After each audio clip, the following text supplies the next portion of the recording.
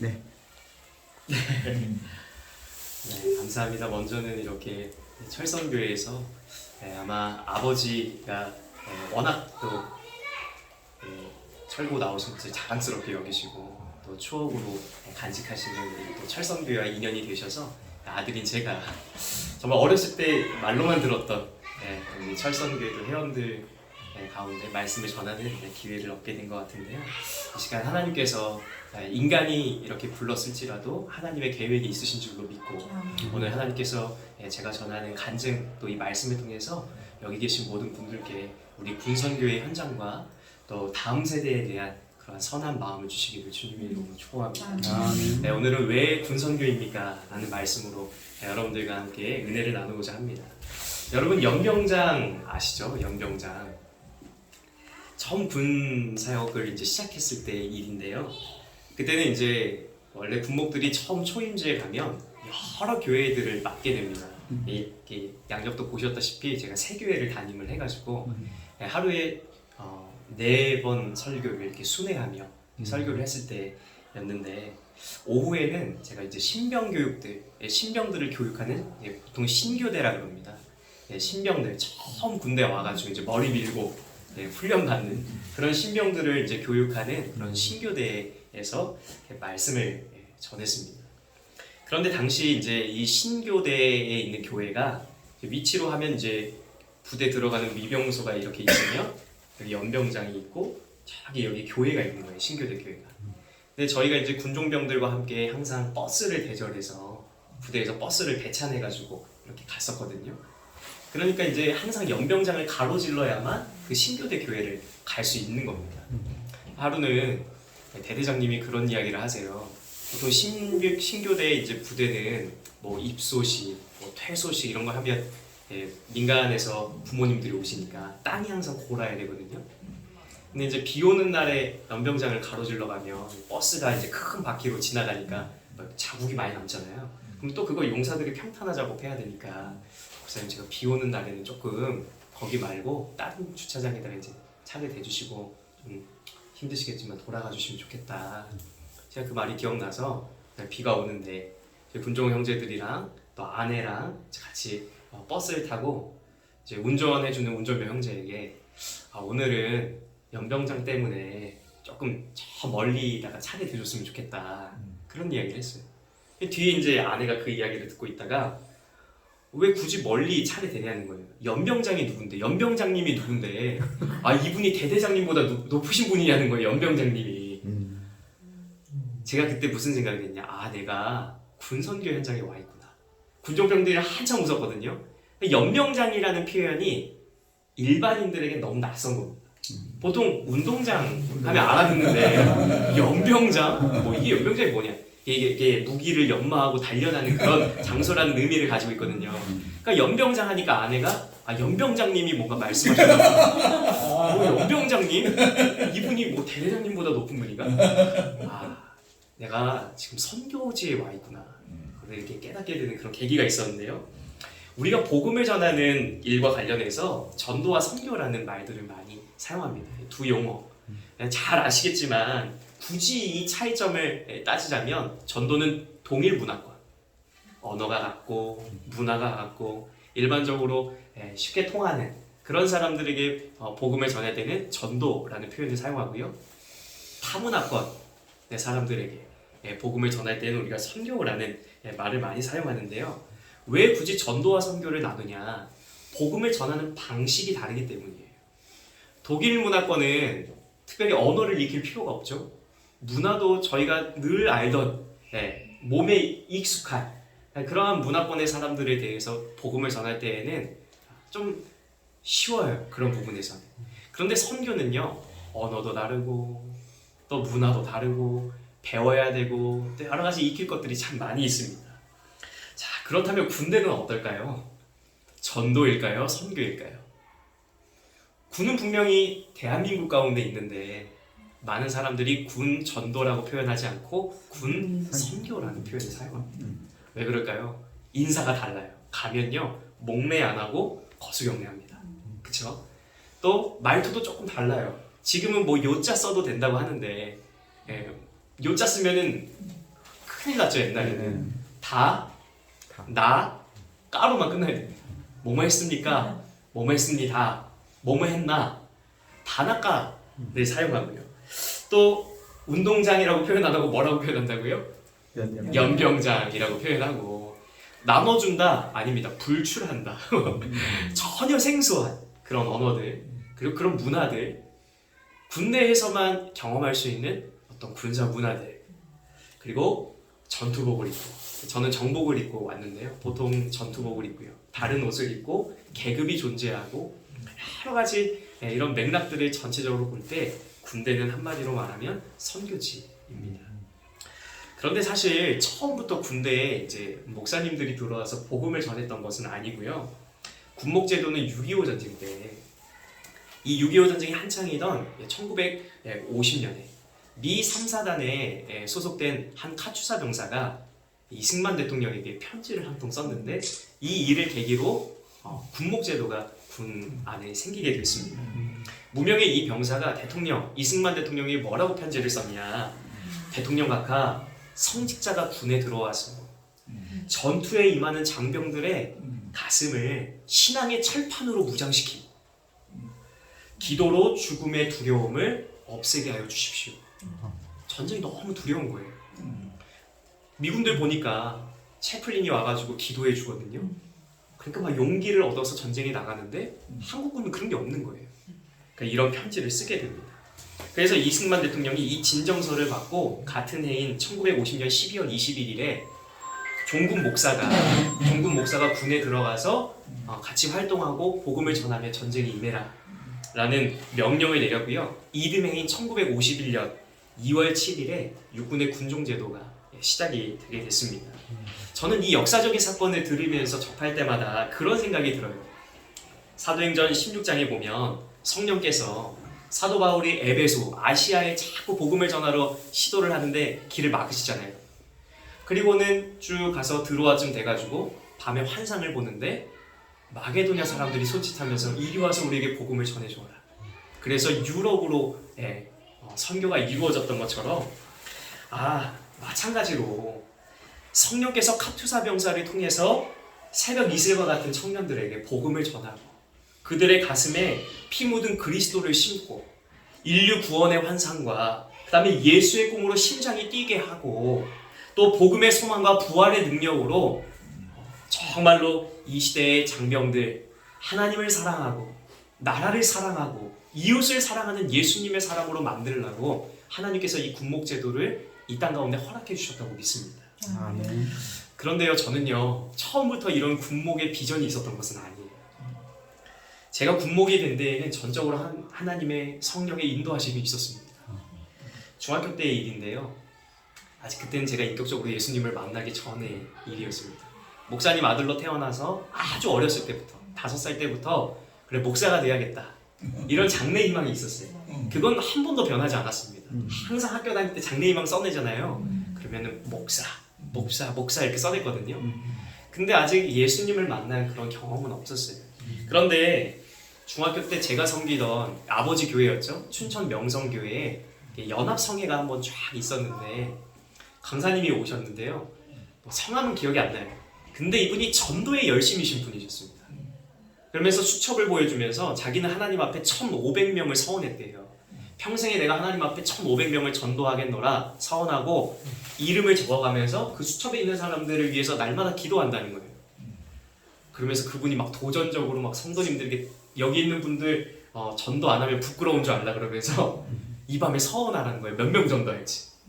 아주 서원을 막 강력하게 요구하시면서 기도하라는 겁니다. 어린 마음에 무슨 마음으로 기도했는지 모르겠어요. 제가 구석에 앉아가지고 기도를 하는데, 하나님, 제가 몇 명 전도한다고 서원했을까요? 1,000명. 1,000명이요? 조금 더 쓰십시오. 만 명. 10,000명이요? 10,000명까지는 그 정도 믿으면 안 되고 강사님보다는 많이 전도해야겠다 싶어서 1,550명. 내가 한 50명 정도 전도해야겠다. 어린 마음에 제가 그리고 덜컥 서원을 했어요. 하나님, 제가 평생에 하나님 앞에서 저 부흥 강사님보다는 더 전도하고 싶습니다. 1,550명을 하나님 앞에 전도하겠습니다. 근데 말씀이 끝나고 나서 걱정이 되는 겁니다. 기도가 끝났는데요. 내가 1550명을 어디서 만나지? 이제 내가 1550명을 만나서 전도한다 그랬는데 또 서원 기도는 안 지키면은 하나님께서 그걸 반드시 지키도록 말씀하신다고 해서 어떻게 이 1550명 어디서 만나나 이런 두려운 마음이 마음속에 드는 겁니다. 그리고는 잊어버렸어요. 시간이 흘러서 대학 입시를 보고 이 고등학교 때 예수님을 인격적으로 만나서 이제 한동대학교 또 감리교신학대학교 이 두 군데를 합격하게 됐습니다. 처음에는요 신학교를 가야지 했다가 나중에는 그래 한동대학교에서 신앙훈련 또 공부를 다 마치고 대학원으로 가면 되지 않겠나 이런 마음이 있었는데요. 아버지가 꿈을 꾸셨어요. 근데 꿈속에서 감리교신학대학교 교수님이 전화가 와서 아들이 공부를 잘하는 것 같은데 장학금을 줄 테니까 우리 학교로 보내달라 이런 꿈을 꾸시고 일어나신 거예요. 그런데 그날 똑같은 일이 데자뷰처럼 일어난 겁니다. 저는 한 번도 하나님이 정근아 신학교 와라 이렇게 직접적으로 말씀 안 들려주셨거든요. 그러니까 하나님이 정말 나를 부르셨나 안 부르셨나 이 소명이 조금 불분명했었는데 하나님이 나를 부르시나 보다 라는 줄로 알고 신학교에 입학을 하게 됐어요. 그리고 1학년 이제 군목 시험은요 보통 대학교 1학년 때 시험을 봅니다. 지금은 2학년 때 시험을 보는데 제가 처음에 시험 볼 당시만 해도 대학교 1학년 때 시험을 봐요. 뭐 성경고사 보나 이런 거 아닙니다. 국어, 역사, 또 윤리 이런 일반 과목들을 시험을 보는데요. 아버지가 군목 시험을 보라는 거예요. 작은 아버지가 군목이셨거든요. 단기하고 이렇게 나가셨는데 정말 군목이 됐으면 좋겠다. 근데 이제껏 막 입시에 정신없고 그쵸? 또 학교 가서 이제 차석으로 입학을 해서 장학금을 받으려면 뭐 학점을 유지해야 된대요. 그래서 부담감도 큰데 자꾸 공부하라고 하시니까 듣기 싫은 거예요. 그래서 반항도 하고 자꾸만 집에 내려가기만 하면 제가 그때 이제 서울에서 춘천으로 주말마다 아버지 교회에서 이렇게 봉사하고 그랬었는데 이렇게 밥상에 앉기만 시험 공부는 잘 되고 있냐 이런 얘기를 하시니까 얼마나 부담이 돼요. 그래서 막 조부모님 댁에 도망가기도 하고 반항도 좀 하고 그랬습니다. 근데 딱 보시면 아시겠지만 제가 어떻게 보이십니까? 인상이 착해 보이지 않으세요? 순종 잘하게 생겼잖아요. 그래서 순종하는 마음으로 아버지가 이렇게 군무원 문제집 주시면서 이거 공부해가지고 시험 봤으면 좋겠다 하셔서 공부하고 이제 시험을 봤는데요. 보통 군목 시험은 경쟁률이 한 12대 1 정도 됩니다.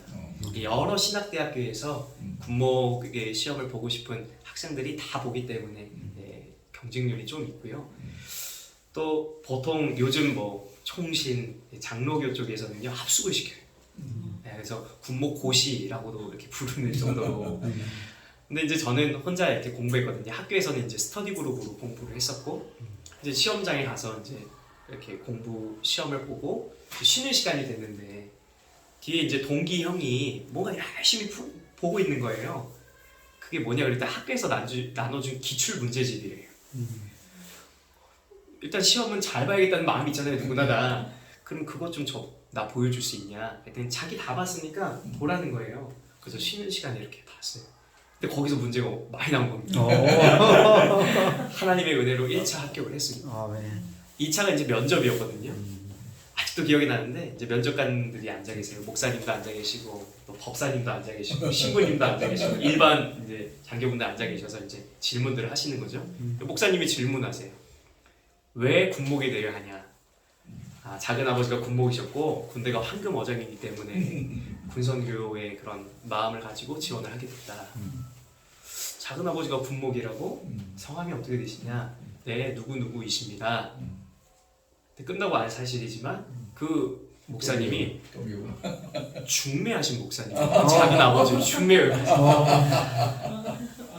2차 면접을 통과했습니다. 그래서 하나님의 은혜로 이제 군목 최종 합격, 뭐 신체 검사 끝나고 나서 이제 최종 합격을 하게 됐습니다. 수속을 했지. 전화를 드렸습니다. 아버지께. 아버지, 제가 여차저차해서 합격했습니다. 너무 좋아하시는 거예요. 본인은 군목이 되고 싶었는데 초교파 신학교를 가는 바람에 이 교단이 10개의 교단이 이렇게 보내게 돼 있어서 그 교단에 있는 신학교만 시험 응시 자격이 있거든요. 그러니까 대리 만족에 자기는 군목이 되고 싶었는데 근데 아들이 됐다니까 너무 기쁜 거예요. 정근아, 뭐라고 말씀하시냐, 너가 좀 부담이 될까봐 이야기를 안 했는데 태어났을 때 하나님 이 아이가 목사가 되게 해달라고 서원하진 않겠습니다. 그러나 목사가 된다면 꼭 군목이 되게 해주십시오. 20년을 기도하셨다는 거예요. 새벽마다 아버지의 기도 덕분에 제가 군목이 되는 길에 접어들게 됐습니다. 그리고 나서요, 군목은요 이제 스트레이트로 쭉 가는 겁니다. 대학교 4년, 대학원 3년, 그리고 계속 목사가 되는 그런 과정을 쭉 밟고 정해진 때가 있어요. 국방부에서 정해준 때에 임관을 하게 돼 있어요. 휴학 없죠. 계속 공부하는 거예요. 그래서 공부를 해서 목사 안수를 받고, 그리고 나서는 8년이 지나서 28살에 이제 군대 훈련받고 군목이 되는 그런 과정을 밟기 위해서 이제 군사훈련을 받으러 이제 훈련소로 가게 됐습니다. 2016년 그게 벌써 7월인데요. 훈련을 열심히 했어요. 열심히 했습니다, 진짜. 그래서 좋은 성적을 받아서 2등으로 이제 최종 수료를 하게 되고 상을 받고 너무나 기쁜 마음으로 수료를 했는데, 나중에 안 사실이지만 좋은 성적을 받은 목사님들을 최전방으로 보냈대요. 뭔가 서울 수도권에 있는 게 아니고요, 좋은 성적을 받은 목사님들은 최전방으로 보낸대요. 가장 사고가 많이 일어나고 가장 위험한 거, 가장 목사님들의 어떤 영적인 케어가 필요한 곳으로 목사님들을 보낸다는 거예요. 그래서 인제 가면 언제 오나, 원통에서 못 살게 돼. 인제, 원통. 그런데 그 뒤에 하나가 더 있습니다. 그래도 양구보다 낫겠지. 옛날엔 양구가 배 타고 들어가는 곳이었거든요. 그 양구로 21사단 백두산 부대로 제가 이렇게 명령을 받고 그곳에 가서 사역을 시작하게 됐습니다. 근데 이제 초임 목사님들은 아마 좀 생소하실 수도 있는데 GOP라고 해서 북한에 있는 부대들과 이렇게 맞닿아 있는 최전방 부대로 이제 처음 임관한 목사님들은 거기 가게 돼 있었어요. 그런데 갑자기 장기 복무가 안 된 한 7년 선배 목사님 한 분이 자기가 처음 군 생활을 시작했던 곳에서 마무리하고 싶다는 거예요. 그러면서 최전방을 지원한 겁니다. 제가 원래 최전방을 가야 되는데 그 목사님이 최전방을 가시고 저는 자연스럽게 페바에 있는 부대인 신교대를 담당하는 부대로 가게 된 거예요. 아무것도 모르고 21사단 육상견대 신교대 담당하는 그러한 부대, 그러한 교회를 담임하게 됐습니다. 그리고 얼마 뒤에 저는 이 모든 것들이 하나님의 큰 그림이라는 사실을 깨달았어요. 하나님이 나의 인생 가운데 큰 계획을 가지고 계셨구나. 제가 중학교 때 부흥회에 참석해서 몇 명 정도 해야 된다 그랬죠? 1550명이요. 어디 가서 이 많은 사람들을 만나. 그런데 신병교육 때는요 많이 만나는 곳입니다. 1년에 6,000명 정도 용사들 만나고, 제가 거기서 2년 정도 사역을 했는데, 그러면 2년이면 12,000명 만나고 세례도 많이 주고, 기천불 가면 한 200 몇십 명 되면 교회 200명씩 나와요. 같이 예배드리고 말씀 전하고 또 결단하게 하고 복음 전하고 세례를 주고. 하나님이 참 놀라우신 분이시구나.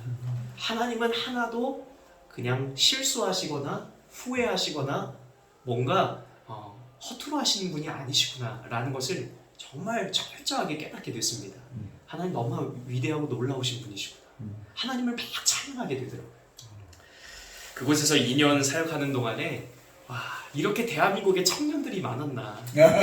교회 가면 청년들 찾아보기 참 어려운데 군대가 좋은 곳이구나. 내가 군대 참 잘 왔다. 제가 군세역의 뜻을 정하고 내가 나의 청춘을 이 나라의 젊은 청년들과 함께 보내고 싶다라는 마음에 군선교에 제가 자원하게 됐습니다. 그런데 제가 군사역으로부터 이제 하나님이 나를 군사역으로 부르셨다라는 것을 확신하게 된 결정적인 사건이 하나 있는데요. 처음 28살의 나이에 담임 목회를 시작한 거잖아요. 보통 일반적으로 담임 목회 한 40대, 예, 40대도 빠르죠. 또 50대 이렇게 나가시는데 새파랗게 젊은, 그렇죠? 근데 그게 군인교회에서는 익숙한 건데요. 너무 제가 어색한 거예요.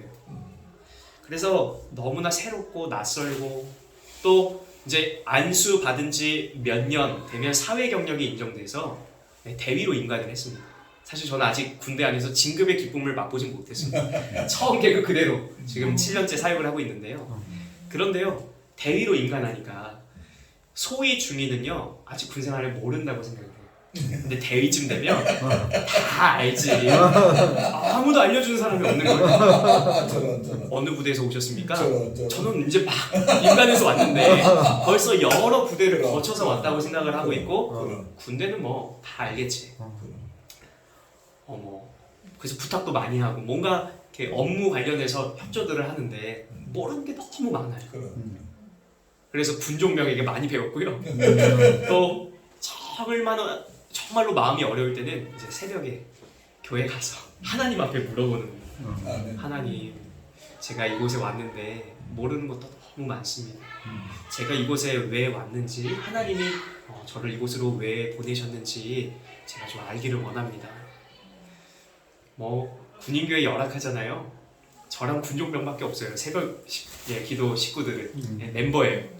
제가 딱 서면 군종병 뒤에서 찬양 틀고 예배 드리고 끝나고 이제 저는 강단에서 기도하고 군종병은 자리에서 기도하고. 그런데 하나님 앞에 계속 기도를 하는데요, 그날 하나님께서 저에게 주신 말씀이 바로 요한복음 6장 39절 말씀입니다. 한번 찾아보실까요? 네. 요한복음 6장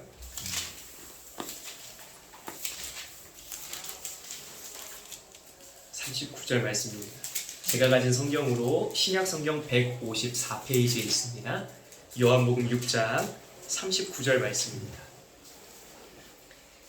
함께 읽어보도록 하겠습니다. 시작.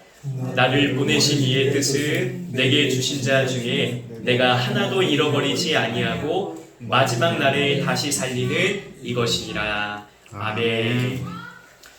그날 기도하는데요, 여러분, 목회자라고 모든 말씀이 다 머릿속에 들어있는 게 아닙니다. 그런데 이 말씀이 토시 하나 안 틀리고 그날은 제 입술을 통해서 고백되는 거예요. 나를 보내신 이의 뜻은 내게 주신 자 중에 하나도 잃어버리지 아니하고 마지막 날에 다시 살리는 이것이니라. 계속 제가 암송을 하고 있더라고요. 아니, 이게 정말 있는 말씀인가? 요한복음 6장 39절도 떠올라요. 하나님이 그날 저에게 아주 생생하게 이렇게 말씀하시는 거예요. 정근아, 업무 조금 못해도 되고 군대에서 조금 어설퍼도 되는데 내가 너에게 보내주는 한 영혼, 그 한 영혼만큼은 놓치면 안 된다. 그래서 내가 너를 보냈어. 기도가 끝나고 목양실에 와가지고요, 이 말씀을 찾는데 이 말씀이 있는 거예요. 얼마나 전율이 일어나는지. 그 뒤로 저의 군 목회의 아주 방향과 초점은 분명합니다. 하나님이 저에게 보내주시는 사람이 있다는 거예요. 제가 어느 부대를 가든지 하나님이 저에게 보내주실 장병들이 있고 가족들이 있다는 거죠. 그 사람들을 놓치지 않고 예수님께로 인도하면 되겠구나. 그 사람들이 예수님께 붙어있도록 하면 되겠구나. 이게 바로 저의 군 선교의 사명이 됐습니다. 이게 저를 보내신 뜻이라는 거예요. 내가 진짜 군대에 있어야겠구나. 다시 한 번 더 군사역에 대해서 확신을 가지게 된 계기가 됐습니다. 그렇게 시작된 군사역이 벌써 7년이 됐어요. 만 7년이 됐습니다. 내년에 이제 8년차 접어들게 되는데요. 7년 동안 하나님이 부어주신 은혜들이 너무 많아요. 교회들을 갈 때마다 하나님이 그 교회 가운데서 역사하셨던 일들이 많이 있습니다. 그런데 그 많은 것들을 다 풀면 오늘 저녁 먹을 시간이 없을 것 같아서 다음번에 우리 회장님이 한 번 더 부르신다고 해서 그 내용보다 제가 7년 동안 군사역을 하면서 느낀 부분들, 또 이 시간 우리 철선교회 모든 회원분들과 함께 나누고 싶은 내용들을 잠깐 더 이야기하고자 합니다. 저는 군사역을 하면 할수록 군선교가 얼마나 중요한지 정말 뼈저리게 느끼고 있습니다. 이건요, 제가 단순히 군대에서 사역을 하고 있기 때문만이 아니고요, 정말로 군선교가 중요하다고 말씀드리는 것은 군선교야말로 이 조국교회, 이 우리나라 교회의 한국 교회의 장래 또 이 나라의 어떤 내일을 책임지는 최후의 선교이기 때문입니다. 오늘 우리가 읽은 이 사사기 2장 7절 말씀에 보면요, 이스라엘 백성들이 여호수아가 사는 날 동안과 여호수아 뒤에 생존한 장로들, 곧 여호와께서 이스라엘을 위하여 행하신 모든 큰 일을 본 사람들이 사는 날 동안에만 하나님을 섬겼다 그랬습니다. 우리나라로 따지면요, 지금 장로님, 권사님, 장로교로 따지면 안수 집사님 2세대예요. 지금 철성교회에 함께 섬기고 계신 여기 계신 분들이 사는 날 동안에만 대한민국에 사는 청년들이 하나님을 섬겼다. 저는 이 말씀이 예사로 읽히지 않습니다. 지금 사실 신앙을 가지신 교회를 사랑하고 또 주님을 위해 정말 철성교회에 헌신하시는 우리 철성교회 회원분들과 같은 분들은 인격적인 경험들이 있죠. 주님을 만난 인격적인 체험들, 또 하나님이 나의 삶 가운데 개인사뿐만 아니라 근현대사, 이 나라의 역사 가운데 일하셨던 하나님의 모든 큰 일을 눈으로 본 사람들이에요. 그런데 이어 10절에 보면요, 그 세대가 지나자 그 후에 일어난 다음 세대가 아닙니다. 성경을 잘 읽어보시면 다른 세대입니다. 오늘 우리가 읽었던 이 사사기 말씀을 보면요, 우리가 신앙의 다음 세대 이야기하잖아요. 다음 세대가 아니에요. 다른 세대가 일어났다라고 이야기를 하고 있습니다. 여호와를 알지 못하는 다른 세대. 요즘 컴퓨터를 알지 못하면 커말못 이렇게 줄여서 젊은 사람들이 말합니다. 저는 여호와를 알지 못하는 세대를 줄여서 여알못 세대라고 해요. 여호와를 알지 못하는 세대, 여알못 세대가 등장했다라는 거예요. 그런데요, 이 말씀이요, 이스라엘만의 이야기가 아니라 오늘날 한국 교회를 보면요, 똑같이 일어나고 있어요. 툭 터놓고 이야기해서요, 요즘 교회에서 청년들 찾아보기 어렵습니다. 신앙생활하는 청년들 거의 없다고 보시면 됩니다. 청년부가 활성화된 교회는요, 한국 교회 가운데 손에 꼽아요. 복음화율이 3%대에 미치면 미전도 종족이라고 합니다. 그런데 우리나라 청년들 복음화율이요 3% 미만이에요. 저기 땅끝 어느 마을에 미전도 종족이 사는 게 아니고요, 우리 집안에 살고 있어요. 미전도 종족이. 불과 7년까지만 하더라도 교회에 다녀본 청년들이 꽤 있었습니다. 근데 제가 해마다 군선교를 하면서 느끼는 건 뭐냐, 교회에 장병들이 오거든요. 새로 등록하면 교회 앞에서 소개하잖아요. 교회를 다녀본 경험이 없는 청년들이 점점 늘고 있습니다. 성탄절이 오고 있죠. 옛날의 군종병들은요, 말하지 않아도 성탄절 준비를 했어요. 선배 목사님들의 이야기입니다. 조금 지나니까 뭘 잘 안 하더래요. 아니, 성탄절이야. 성탄절은 이런 준비를 해야 돼. 준비하더래요. 점점 지나니까 나중에는 성탄절에 뭘 해야 되는지 모르는 그런 청년들, 그런 군종병들이 많아지고요. 이제는요, 성탄 전야제가 뭐야? 몰라요. 저희 교회도 당장 성탄절이 다가오고 있는데 교회를 경험하지 않았던, 성탄절을 경험하지 않았던 이 장병들과 어떻게 성탄절 예배를 드려야 될까? 벌써부터 저희 고민이에요. 여러분, 왜 이렇게 됐을까요? 초등학교 옛날에는 학교 앞 전도가 막 활발하게 이루어져, 떡볶이도 주고 막 먹을 거 주면서 우리 교회만 가자. 요즘은 학교 앞 전도 찾아보기 어렵습니다. 제가 중고등학교 시절만 하더라도 교회에 기독교 동아들이들이 많이 활성화돼 있고 전도하고 같이 막 또래 친구들이 전도하고 그랬어요. 지금 거의 학원 선교가 이루어지고 있지 않아요. 캠퍼스 선교, 옛날에는 CCC를 비롯해서 IBF, 정말 대학 캠퍼스에 청년들, 정말 뜨거운 청년들이 전도 열심히 했습니다. 지금은요, 청년 선교도 없어요. 정확히 말하면 지금은요, 신앙보다는 취업, 신앙보다는 공부, 신앙보다는 성공이 더 중요하게 여겨지는 세상 속에서 교회가 복음의 능력을 자신 있게 담대하게 선포하기 어려운 시대가 됐어요. 또 정확하게 말하면요, 그리스도인들 가운데 자기는 교회를 다니지만 자녀들은요, 시험 기간 되면 교회 가지 말라 그럽니다. 공부해야지 어디 교회 가냐. 제가 옛날에 아이들 사역도 해봤는데요. 시험 기간 되면 확 줄어요, 인원수가. 그런데 그럼 교회 나오는 애들은 어떤 애들이냐? 부모님이 안 믿는 애들. 오히려 장로님, 죄송하지만 권사님, 안수 집사님, 중직자 분들의 가정, 또 손자 손녀들은요 교회를 안 나옵니다. 얼마나 마음이 아픈지 몰라요. 나는 열심히 너희들을 위해 기도하니까 너희들은 공부만 잘해서 성공해라고. 이게 우리나라의 안타깝지만 처음에 신앙의 세대들이 보여주었던 신앙이었어요. 그러니까 아무리 신앙으로 살아라 말을 하고 신앙 교육을 해도 행동으로 보여주는 교육만큼 무서운 게 없거든요. 부모님이 신앙인이라고 하는데 중요한 순간에 신앙보다 다른 것들을 더 중요하다고 가르치는 겁니다.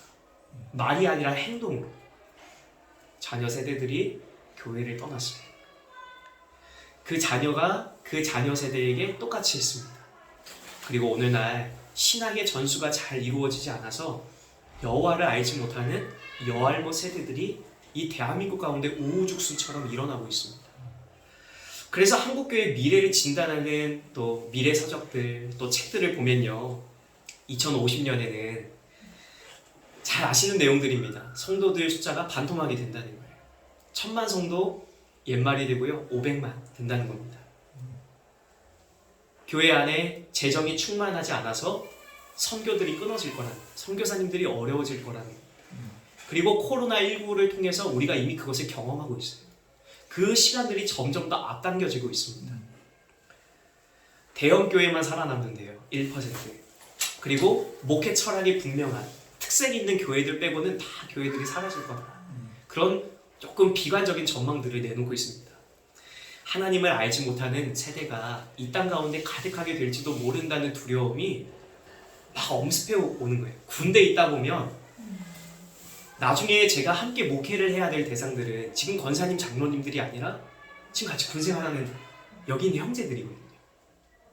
와, 쉽지 않겠다. 이 형제들과 함께 하나님의 나라를 세워가야 되는데 내가 정말 잘해야겠구나 라는 마음이 정말 마음 깊숙이 막 드는 거예요.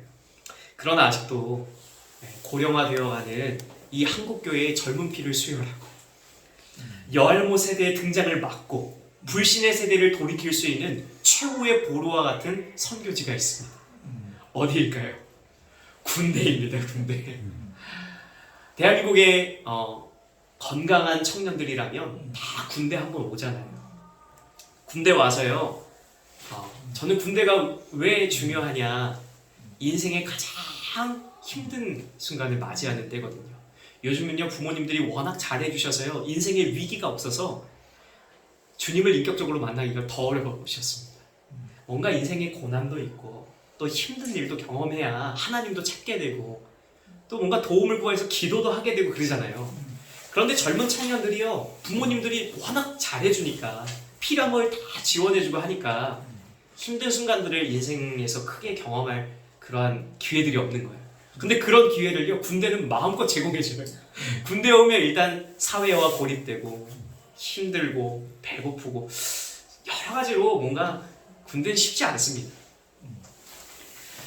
그리고 인생의 위기가 하나님을 만나는 기회가 되는 기회의 땅, 또 영적으로 거듭날 수 있는 영적인 요람, 이곳이 바로 군대입니다. 물론 옛날처럼요, 군대가 선교의 황금어장은 아니에요. 월급이 올랐습니다. 그래요. 옛날처럼 초코파이 이렇게 흔들면 교회 나오는 시대가 갔어요. 엄청나요. 초코파이 거들떠 보지도 않습니다. 요즘 2등병 월급이 얼마인 줄 아세요? 40만? 51만 원. 51만 원. 병장이 한 67만 원 정도 받고요. 계속 이 월급이 인상되고 있습니다. 요즘은요, 군인마트 PX라고 그러죠. 가서 장병들이 이빨 빠지게 초코파이 사 먹을 수 있어요. 이 초코파이가 그렇게 장병들에게 큰 힘이 되지 않습니다. 군대 내에 옛날에는 구타도 있고 부조리도 있고, 그래서 군대에서 편지 쓸 수가 없어가지고 연애 편지도 쓰고 그래야 되는데 또 각 잡고 앉아 있어야 되니까 얼마나 불편해요. 그래서 교회에 오는 그런 장병들이 그렇게 많았어요. 근데 요즘은요, 다 동기생활관을 사용합니다. 건재 단위로 선임들, 뭐 계급이 다 높은 그런 선임들과 같이 생활관을 사용하는 게 아니라 옛날 내부반이죠, 내무반 생활을 하는 게 아니라 동기들이에요 다. 동기들끼리 그냥 이제 학교 다니듯이 우리 2학년, 우리 1학년 같은 반 학교에서 이렇게 생활하듯이 그렇게 생활관을 사용하는 거예요. 서로 격려 안 합니다. 얼마나 편해요. 그러니까 주일날 굳이 내가 이 편한 시간에 일어나서 전투복을 갈아입고 교회를 가야 하는 이유가 거의 없는 거예요. 이제는 그럴 이유가 없다는 거죠. 또 요즘은요 다 1인 PC가 손에 들려 있습니다. 스마트폰. 요즘 제가 이야기 들어보면요 장병들이요 거의 침대와 하나가 침상에서 하나가 된대요. 스마트폰 이렇게 보면서 영화도 보고 드라마도 보고 영화도 보고 밀렸던 그러한 어떤 스트레스들을 주말에 다 푸는 거예요. 무엇보다 교회에 오도록 강제할 수 없어요. 옛날 선배들, 목사님들 이야기 들어보면 옛날 군성교가 너무 그립대요. 뭐 행사를 하면요, 당직 사령이 물어본답니다. 일찍 사령이라 그랬죠. 몇 명 보내드리면 됩니까? 목사님 400명만 맞춰서 보내주세요. 400명, 너 400명 가는 겁니다. 아우 요즘은 인권 큰일 납니다. 난리 나죠. 1인 1종교 학기 운동 이런 것도 거의 이루어지지 않고요. 지휘관조차도 여기 있는 자신의 부하들에게 교회 가라는 말 못해요. 인권이라는 이름으로 군대 안에 종교의 자유가 많이 그렇게 확산되고 있죠. 점점 군성교환이 어렵습니다. 최근에는 기독교에 대한 부정적인 언론, 또 코로나 지나면서 여러 가지 뉴스 기사들, 군인들은 왜 기독교를 미워하게 됐냐면요. 그때 교회발 코로나 때문에 휴가를 통제했거든요. 이 교회 때문에 우리가 휴가 못 간다. 그랬던 적이 있어요. 그러니까 장병들의 마음에 점점 이런 혐오 정서들, 안티 크리스천들 점점 많아지고 있어요. 하지만 그럼에도 불구하고 여전히 군대는요 희망의 선교지입니다. 이유는 제가 만난 군대에 있는 많은 청년들의 삶이 예수님을 만나고 변화되는 것들을 많이 봤기 때문이에요. 제가 오늘은 비교적 사회보다는 그래도 군대 안에서 예수님을 만날 그런 가능성이 더 높거든요. 한 형제의 이야기를 들려드리고 싶은데요. 마지막 이야기가 될 것 같습니다. 2020년에 제가 강원도 인제 현리에 삼포병 여단이라는 곳에서 근무할 때 만났던 이주원이라는 형제의 이야기입니다. 원래 이 주원이는요 한국에서 고등학교 공부를 하다가 고등학교 2학년 때 내가 그냥 이렇게 평범하게 회사원으로 시험 보고 남들과 똑같이 사는 게 조금 너무 의미가 없을 것 같다. 그래서 유학의 꿈을 꾸고 그때부터 할 줄도 모르는 일본어를 혼자 공부하기 시작해요. 독학해서 일본으로 유학을 갑니다. 그래서 일본 고베대학교라는 곳에 가서 일본 유학을 하는데요. 낯선 땅, 연고지도 하나 없는 곳에서 유학하는 게 얼마나 힘든지 한 지인이 한번 너 주원아 힘든데 교회 가볼까? 해서 미국인 목사님이 이렇게 목회하시는 초교파 교회에 가게 됐습니다. 그런데 설교를 영어로 하시는 거예요. 그런데 그곳에서 말씀이 들리긴 하나요? 근데 그리스도인들이랑 이렇게 교제를 하는데 그리스도인은 좋은 사람들이다 라는 생각이 있었던 겁니다. 그리고는 뭔가 대학교 3학년 때 이제 일본은 대학교 4학년 때부터 취업에 나가거든요. 그러니까 대학교 3학년 때 빨리 군대 병역을 필해야 된다는 생각이 든 겁니다. 그래서 가장 빨리 갈 수 있는 곳이 어디냐? 그래서 육군에 지원하게 돼가지고 제가 있었던 삼포병 여단에 오게 됐고 그 자기가 만났던 그 일본 유학지에서 교회에 대한 좋은 인식이 있으니까 제가 목회하고 있었던 교회 이름이 특이한데요. 보혜사교회입니다. 보혜사교회. 안 믿는 간부들은 절이냐 그래요. 그 교회에 와가지고 이제 함께 이렇게 예배를 드리게 됐어요. 그런데 처음에 이 주원이는요 그리스도인이 아니었어요. 교회 나오면 처음에 소감을 얘기하라 그러거든요. 그럼 뭐라 그러냐? 대부분의 장병들이 비슷합니다. 좋은 말씀 들었다 그래요. 좋은 말씀 들었습니다. 그저 좋은 말씀을 들으러 나온다 그랬는데 한 번이 되고 그게 두 번이 되고 세 번이 되고 5번이 되고 10번이 되고 20번이 되고 계속 교회에 나오면서 매주 말씀을 듣는 거예요. 그리고는 어느 날 성탄절에 세례 받을 형제 신청하라 그랬더니 주원이가 신청을 했어요. 세례 받고 싶대요. 세례 교육을 받고 세례를 받았습니다. 주원이가 물어봤던 게 이겁니다. 목사님, 어떻게 믿음이 생기는 겁니까? 믿음이라는 건 어떻게 생기는 겁니까? 제가 늘 얘기해줬어요. 제가 좋아하는 말씀입니다. 로마서 10장 17절 말씀입니다. 그러므로 믿음은 들음에서 나며 들음은 그리스도의 말씀으로 말미암았느니라. 아멘. 말씀을 듣다 보면 성령님이 너의 마음 가운데 역사하셔서 믿어지게 되는 거야. 하나님이 너의 삶에 터치하시면 믿음이 생기는 거야. 마음의 문을 열고 말씀을 매주 열심히 들어보라고. 근데 주원이가 그렇게 하겠대요. 어느 날 그러는 거예요. 목사님, 말씀이 믿어져요. 말씀이 들려요. 그리고 말씀이 이해가 되고 예수님이 자기를 위해 십자가에 못 박혀 죽으신 것과 자기가 하나님 앞에 죄인인 것과 그리고 예수님이 다시 부활하셔서 나의 구원자 되시고 주님이 되신 게 믿어진다는 거예요. 또 꿈을 꾸는 가운데 영적인 체험도 하게 됩니다. 그리고는 이 코로나19가 한창일 때 군종병이 전역을 하는 바람에 예배를 도와줄 사람이 없었는데 이 주원이가 예배 시간마다 와서 PPT 넘기면서 아무도 장병들은 못 나와요. 예배가 온라인 예배이기 때문에 혼자 듣는 겁니다. 가장 앞자리에서 말씀을 듣는데 수요 예배도 나오죠. 주일 예배도 나오죠. 또 시간마다 예배에 나와가지고 말씀을 들으니까 믿음이 쑥쑥 성장하는 거예요. 나중에는 교회를 토요일마다 와서 혼자 청소하고 또 교회에 보니까 막 페인트가 벗겨지고 곰팡이가 있거든요. 자기 동기들 다 데려와가지고 교회 페인트 치고 그렇게 봉사하는 형제로 자라게 됐어요. 주원이가 전역하기 전에 한 말이 뭐냐, 예수님을 만나서 자신의 인생이 변화됐다는 거예요. 이전에는 자기가 일본 유학 후에 출세해서 CEO가 돼가지고 뭔가 돈도 벌고 명예도 얻고 그렇게 살고 싶었대요. 능력 있는 유학생이잖아요. 근데 이제는 나를 위해서가 아니라 하나님을 위해서 내가 뭔가를 하고 싶고 또 이 세상에 도움이 되는, 다른 사람의 유익이 되는 그런 삶을 살고 싶은 마음이 막 마음속에서 일어난다는 거예요. 한마디로 인생관, 세계관, 사생관, 이 모든 게 다 바뀌어서 하나님 중심, 예수님 중심, 교회 중심이 된 거죠.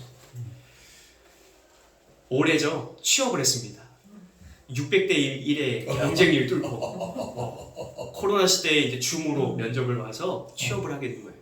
목사님을 만나고 싶대요. 일본으로 가기 전에. 저를 찾아왔어요. 이야기를 하는데 제가 일본에서 열심히 회사원으로서 일을 해가지고 그곳에서 성공해서 하나님이 주신 비전을 쫓아 훗날 다른 사람에게 유익이 되는 사람이 되고 싶습니다. 그런 이야기들을 막 하더라고요. 여러분, 어떻게 일본에서 유학 중인 그 청년을, 그 우리나라의 정말 전도 유망한 그 청년이 예수님을 믿고 변화될 수 있었을까요? 군대가 아니면 설명할 수 없는 거예요. 그런데요, 군대에는요 이런 청년들이요 넘쳐나요. 지금도 50만 국군 장병들 가운데 1000사개의 군인교회라고 하거든요. 육해공 해병대까지 국군의 1000사개의 군인교회에서 장병들 한 사람 한 사람 말씀을 듣고 인생의 가장 중요한 황금기에 교회에 나와서 가장 어려운 때에 하나님이 살아계시는구나, 하나님이 나의 인생을 향한 선하신 계획이 있구나, 내가 어떻게 살아야 될까, 앞길에 대한, 앞날에 대한 고민이 있는 이러한 청년들이 예수님을 믿고 변화되는 놀라운 사례들이 많이 있습니다. 여러분, 이 군대는요 여알모 세대를 하나님 앞에서 믿음의 다음 세대가 되게 하는 그러한 너무나 중요한 선교의 전략지입니다. 여러분, 이 철선교회에서 생각나실 때마다 군에 있는 장병들을 위해서 기도 많이 해주세요. 이 장병들이 복음을 받아들일 수 있도록, 또 이 장병들을 섬기는 군인교회를 위해서 기도해 주셔서 군목 목사님들 뿐만 아니라 군선교사님들, 민간 목사님들 가운데 군 선교를 위해서 오시는 분들, 또 군인교회 성도들 모두 다 한마음 한뜻 되어서 군인교회가 구호를 세웠거든요. 비전 2030이라는 또 프로젝트를 시작하며 60만 장병들을 하나님께로, 한 영혼의 그리스도께로, 100만 장병을 한국교회로, 이런 어떤 선한 비전을 품고 한 영혼을 주님께로 인도해서 한국교회에 100만 장병을 파송하겠다라는 거룩한 비전을 가지고 군인교회가 나아가고 있습니다.